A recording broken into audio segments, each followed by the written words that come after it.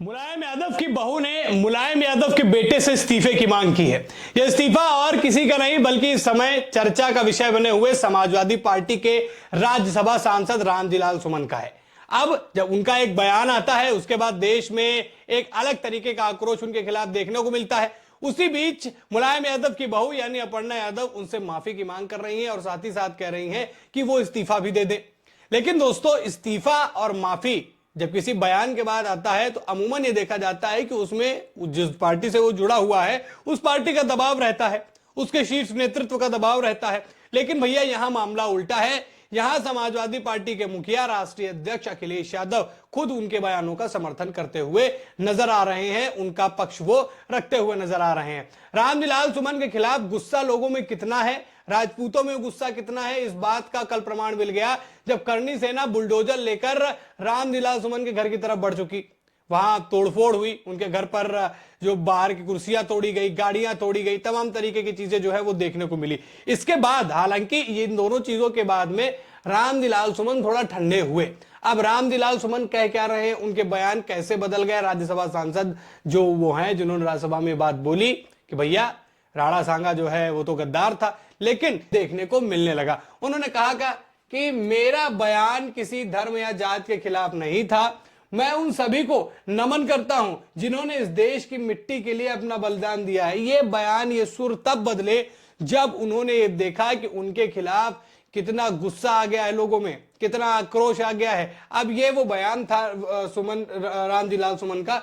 और अब इसमें अपर्णा यादव ने कहा कि भारत का इतिहास ऐसे बहुत सारे राजाओं की कहानियों से भरा पड़ा है जिन्होंने इस भारत धारा के लिए अपने प्राण त्याग दिए और भारत के स्वराज की रक्षा की। उनको इतिहास पढ़ना चाहिए। मैं समझती हूं कि उनको इस्तीफा दे देना चाहिए, उन्हें माफी मांगनी चाहिए, यह अपर्णा यादव कह रही हैं। ये उनका बयान आया। अब मामला गर्म और तब हुआ जब करनी सेना पहुंचती है रामजी सुमन के घर पर धावा बोलने। वहां पर बवाल कटता है, पुलिस प्रशासन के हाथ पैर फूल जाते हैं, बुलडोजर लेकर पहुंच जाती है करनी सेना। अब विरोध का स्तर इस कदर बढ़ गया समाजवादी पार्टी में, एक सांसद के बयान का समर्थन देने के लिए वो किस तरीके के अमर्यादित भाषाओं का इस्तेमाल कर रही है उसका प्रमाण भी अब आप देख लीजिए। करनी सेना जो वहां पर पहुंचती है इस बात के लिए कि रामजी सुमन को माफी मांग लेनी चाहिए। समाजवादी पार्टी के मीडिया सेल द्वारा एक ट्वीट किया जाता है उसी के चंद घंटों बाद, और उसमें लिखा जाता है कि करनी सेना नामक आतंकी संगठन ने हमला किया। यानी कि करनी सेना को आतंकी संगठन बोल दिया गया। और किसने बोला ये आप देखिए, समाजवादी पार्टी के मीडिया सेल ने यह बात बोली है कि उन्होंने करनी सेना को आतंकी संगठन बता दिया। क्या कहा करनी सेना ने, एक बार ये भी सुनिए। दलित और समाजवादी नेता एवं राज्यसभा सांसद श्री रामजी सुमन के घर पर करनी सेना नामक आतंकी संगठन ने हमला किया। एक बात मैं आपको और बताना चाहूंगा कि जब से ये करनी सेना का ये हमला हुआ है, वहां पर वो पहुंचे हैं, उन्होंने अपना विरोध जाहिर किया है, तब से रामजी सुमन केवल रामजी सुमन नहीं है, उनके आगे एक वर्ड और जोड़ दिया गया है, दलित। ये एक फैक्टर जो है और जोड़ दिया गया। आप समझदार हैं वो किस लिए जोड़ा गया है।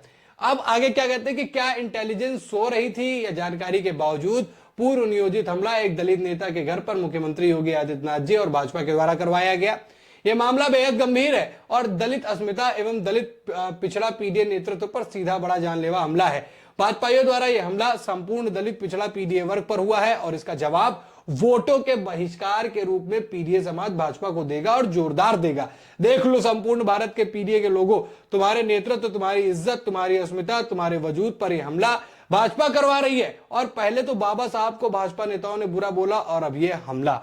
यानी कि पीडीए का जो एक राग अलापते हुए राणा सांगा को गद्दार साबित करने का प्रयास कर रही है समाजवादी पार्टी, वो साफ तौर पर दिख रहा है। लेकिन ये गुस्सा, ये आक्रोश जो है वो साफ तौर पर न सिर्फ केवल प्रदेश में दिख रहा है बल्कि देश के अलग अलग कोनों में इस बयान को लेकर बेहद चर्चा है। और लोग इस बात की मांग कर रहे हैं कि राणा सांगा जैसे वीर सपूत को गद्दार कहना, वो भी राज्यसभा के अंदर एक राज्यसभा द्वारा, ये कितना निंदनीय है। इसके लिए उन्हें माफी मांगनी चाहिए। माफी तो आप छोड़िए, जिस करनी सेना ने विरोध किया, जिस करनी सेना पर पत्थरबाजी हो गई, कल आपने देखो तस्वीरें देखी होंगी कि खून से लथपथ कई लोग आपको नजर आए होंगे। और इसमें यह भी आरोप लगाया गया कि पत्थरबाजी पहले राज्यसभा सांसद के छत की घर के छत से हुई, उनके अगल बगल के लोगों ने करी, हमारी तरफ से पत्थरबाजी नहीं हुई, हमने कुछ कुर्सियां तोड़ी है, ये बयान आया। लेकिन आप देखिए कि करनी सेना को ही आतंकी संगठन बोल दिया। अब इसके बाद जब ये बोला तो राजपूतों में एक नया रोष दिखा, एक नया गुस्सा देखने को मिला है और समाजवादी पार्टी के लिए एक बड़ी मुसीबत भी हो सकती है। यही जहां अब उत्तर प्रदेश के विधानसभा चुनाव में लगभग 2 साल से भी कम का समय बचा है, 2027 में चुनाव होना है, वहां राजपूतों का विरोध समाजवादी पार्टी को झेलने को मिल रहा है। और कई राजनीतिक पंडितों की माने, कई राजनीतिक विशेषज्ञों की माने तो रामदिलाल सुमन का एक बयान आने वाले विधानसभा चुनाव में अखिलेश यादव के लिए हार का कारण भी बन सकता है।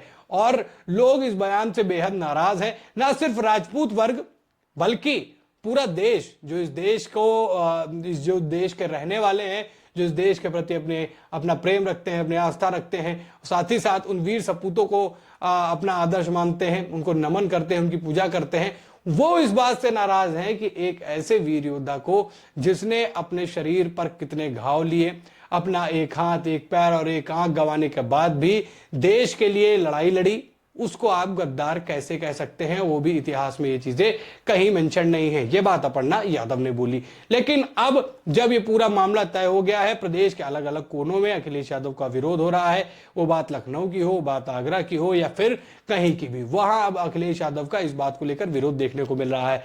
कहीं ना कहीं ये एक बयान अखिलेश यादव पर भारी पड़ रहा है।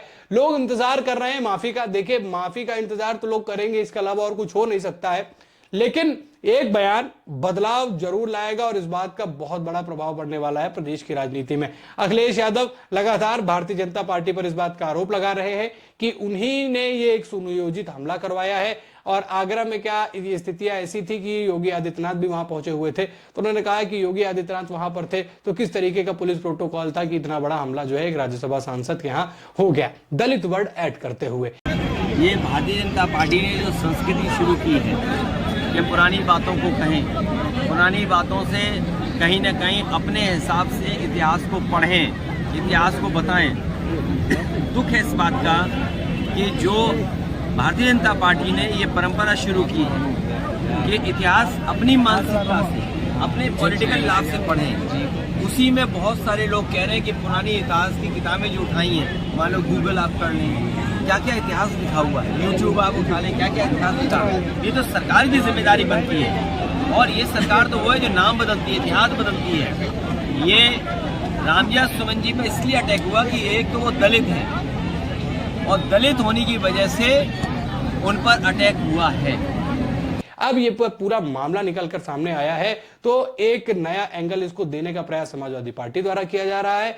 वहीं करनी सेना कह रही है कि किसी भी तरीके का कोई पार्टी, किसी राजनीतिक पार्टी का कोई समर्थन नहीं था, यह हमारी करनी सेना की ही प्लानिंग थी कि हमको उनसे जो है माफी मंगवानी है।